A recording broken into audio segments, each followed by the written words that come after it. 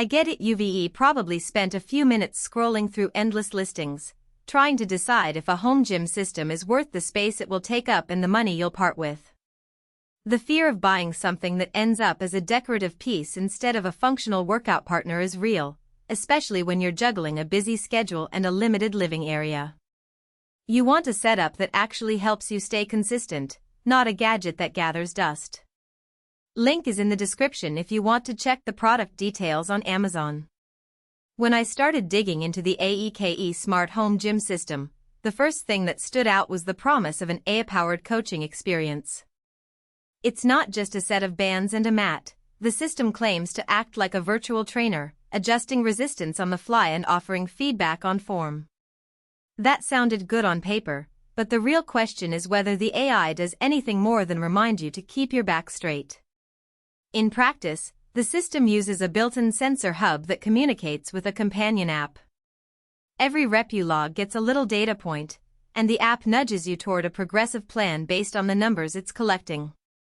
If you're the type who thrives on data, that continuous loop can keep you honest and give you a sense of measurable progress without hiring a personal trainer. The package also bundles a yoga mat, foam roller, barbell pad, and gym towel. For a first-time buyer, that's a nice way to avoid hunting down separate accessories. I set it up in my living room corner, unfolded the mat, and attached the resistance bands to the smart frame. The whole thing collapsed into a footprint roughly the size of a small dining table, which is exactly why it's marketed as compact, portable. I was able to push it against a wall, fold the frame flat, and slide it into a closet after a quick 30-minute session. If you're living in an apartment or have a multi-use space, that level of portability is a genuine win. Now, let's talk about who actually gets the most out of this system. If you're a beginner who wants a guided introduction to strength training, the AI coach can be a helpful safety net. The app walks you through basic movements: squats, rows, presses, while the resistance bands provide a scalable load. Because the bands are interchangeable, you can start with light tension and incrementally step up as you get stronger. That tailored resistance for every fitness level claim translates into real-world flexibility. I watched a friend with a knee issue switch to a lower band setting for leg work and still feel challenged, while another friend who's been lifting for years cranked the bands up to a level that felt comparable to a moderate dumbbell routine. On the flip side, if you're an experienced lifter who relies on heavy barbells and plates, you might find the band-based resistance limiting. The system can simulate many movements, but it won't replace the feel of loading a barbell with 45-pound plates. For those who need maximal strength overload, think powerlifting or heavy hypertrophy, the Smart Gym will feel more like a supplemental tool than a primary platform. The same goes for athletes who need sport-specific equipment. The band resistance can't fully replicate the kinetic chain demands of sprint drills or plyometrics.